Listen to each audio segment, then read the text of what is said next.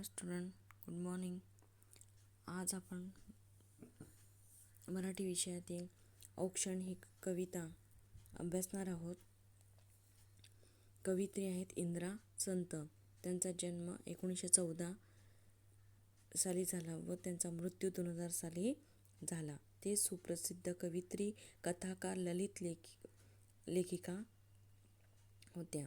विशुद्ध भावकविता लिहिणारी कवयित्री म्हणून तत्कालीन समीक्षकांनी इंदिराबाईंच्या कवितेला मुक्त दाद दिली.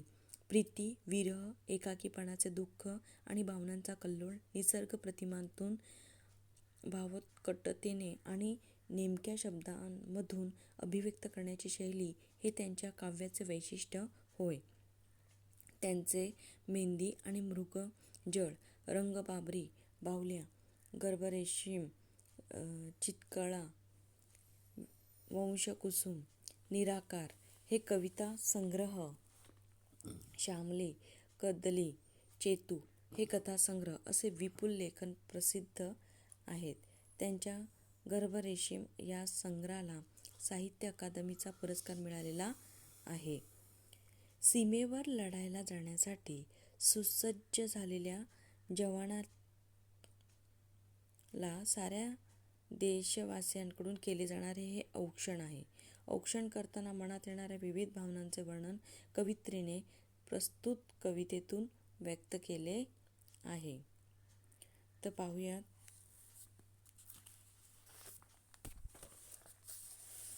नाही मुठीमध्ये द्रव्य, नाही शिरेमध्ये रक्त, काय करावे कळेना, नाही कष्टाचे सामर्थ्य.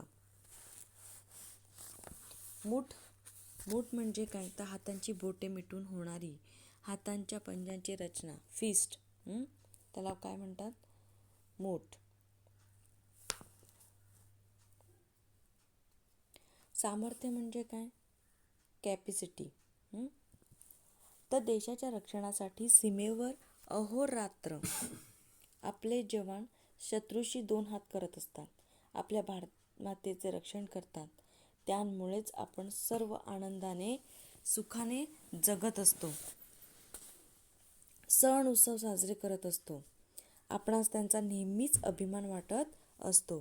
त्याचप्रमाणे कवयित्री इंदिरा संत काय सांगतात की जवानांवर खूप प्रेम करतात. इंदिरा संत म्हणजे कवयित्री आहेत त्या काय? त्या सुद्धा जवानांवर म्हणजे जे सैनिक आहेत त्यांच्या खूप प्रेम करतात. जवानांविषयी त्यांच्या मनात खूप प्रेम आहे, आदर आहे. ते घरातून सीमेवर लढण्यासाठी जायला निघालेल्या जवानाला त्याला काय ओवाळत आहेत. त्याला ओवाळणी करत असताना कवयित्रीच्या मनात विविध भावना निर्माण झाल्या आहेत. त्या म्हणतात की मी ओवाळणी करत आहे, पण माझ्याकडे संपत्ती, पैसे नाहीत. मी श्रीमंत नाही. माझ्या शरीरात लढण्यासाठी शिरेमध्ये सळसळणारे रक्तही नाही. त्यामुळे ओवाळणी कशा प्रकारे करावी हे कवयित्रीला कळेनासे झाले आहे. ठीक आहे, पुढे पाहूयात. औक्षण म्हणजेच काय आहे?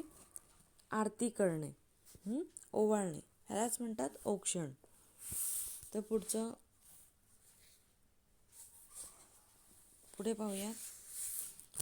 जीव ओवाळावा तरी, जीव किती हा लहान, तुझ्या शौर्य गाथापुढे त्याची केवढीशी शान.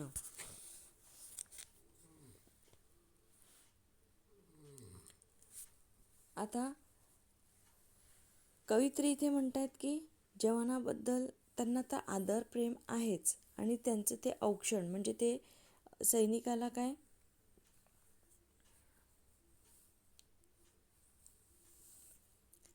सैनिकाला ते काय करतात? औक्षण करतात म्हणजे आरती करतात. आणि करताना कवयित्री म्हणतात की या जवानांचे कार्य इतके मोठे आहे की माझा जीव जरी ओवाळून टाकला तरी तो जवानांच्या शौर्यगाथापुढे. शौर्यगाथा म्हणजेच काय? पराक्रम. या पराक्रमापुढे, त्यांच्या ध्येयापुढे, त्यांच्या कर्तृत्वापुढे आपण कसे आहोत? लहानच आहोत. तिचे आयुष्य त्याच्या म्हणजे शौर्यापुढे अगदी लहान आहे. त्या जवानाची शौर्यगाथा म्हणजे पराक्रम इतके महान आहेत की त्या शौर्यगाथेपुढे आपल्या सामान्य जीवनाची काय शान असणार असे कवयित्रीला वाटते. पुढे पाहूयात. वर घोंगावे बंबरा, वर घोंगावे बंबारा, पुढे कल्लोळ धुराचे, धडाधडत्या तोफातून तुझे पाऊल जिद्दीचे.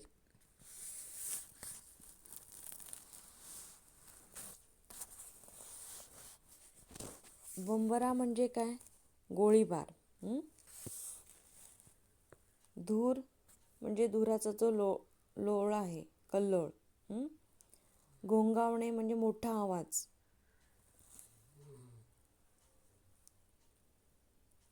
तर आता वर घोंगावे बंबरा. आता सैनिक काय आहेत? सीमेवर शत्रूशी लढत असतात. त्यावेळची परिस्थिती अतिशय कशी असते?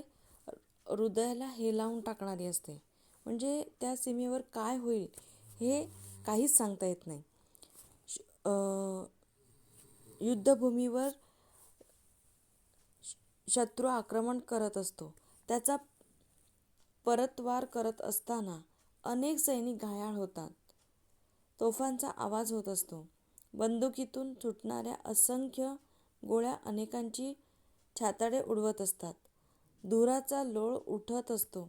कवयित्री म्हणतात, हे सारे चालू असताना आपला हा जवान मागे हटत नाही, तर 2 पावले नेहमी तो पुढेच टाकत असतो.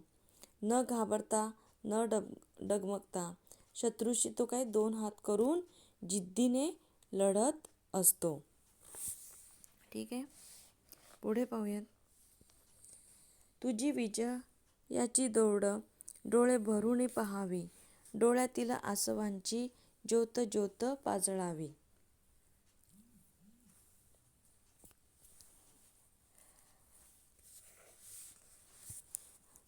दौड म्हणजे काय? धाव. आसवांचे म्हणजे अश्रू. ज्योत म्हणजे दिव्यांची ज्वाला, लाईट असते ना. आणि पाजळणे म्हणजेच काय? तर कॅन्डल म्हणजे प्रकटवणे. तर सीमेवर चालू असलेल्या जो रणांगण आहे, रणसंग्रामामध्ये आपल्या जवानांचा विजय निश्चित आहे. कवयित्री म्हणतात, या जवानांचा पराक्रम मला डोळे भरून पाहायचा आहे.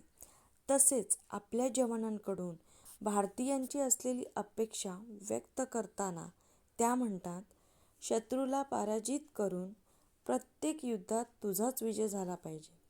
तुझ्या विजयाची दौड अशीच राहिली पाहिजे. तुझ्या विजयाने माझ्या डोळ्यांमध्ये आनंदाश्रू दाटून येतील. ज्याप्रमाणे दिव्याची ज्योत नेहमी तेवत असते, तशीच माझ्या डोळ्यातील अश्रूंची ज्योत नेहमीच पाजळत राहील. म्हणजे नेहमीच ती जी ज्योत आहे ती काय प्रकट होत राहील, पाजळत राहील. पुढे पाहूयात. अशा असंख्य ज्योतींची तुझ्या मागून राखण, दिन दुबळ्यांचे असे तुला एकच औक्षण. कवयित्री सीमेवर लढण्यासाठी असंख्य म्हणजे काय? अनलिमिटेड. म्हणजे अगणितच. राखण म्हणजे रक्षण, गार्ड. दीन दुबळे म्हणजे कमकुवत, वीक. तर कवयित्री इथे काय म्हणतात की सीमेवर लढण्यासाठी जाणाऱ्या जवानाला म्हणतात की सर्व जनमानसांच्या असंख्य ज्योती तुझ्या रक्षणासाठी सदैव तुझ्याच पाठीशी आहेत. म्हणजेच असंख्य लोकांचा आशीर्वाद तुझ्या पाठीशी आहे. आम्ही सर्वजण दीनदुबळे आहोत. आमच्यामध्ये तुझ्यासारखे सामर्थ्य नाही, रक्तामध्ये ती उमेद नाही. तुझ्याकडे हे सर्व आहे. तुझ्यामध्ये आणखीन ऊर्जा निर्माण होण्यासाठी आशीर्वाद स्वरूपात तुझे औक्षण म्हणजे तुझी आरती करणे आम्ही सर्व भारतीय करत आहोत. म्हणजे सैनिकाला लढण्यासाठी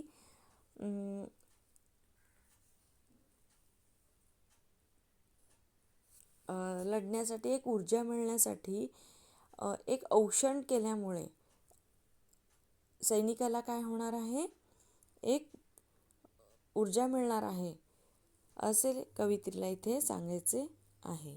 ठीक आहे. थँक्यू.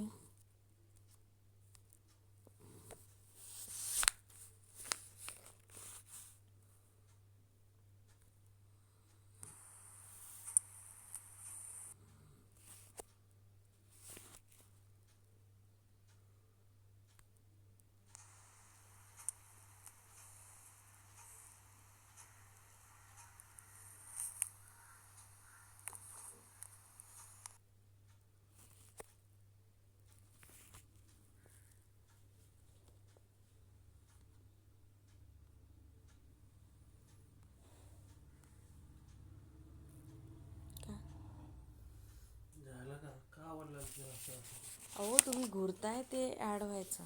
हेडफोनशिवाय होत नाही का? हेडफोन पाहिजे. हेडफोन नाही म्हणून माझे व्हिडिओज नाही होत आहेत.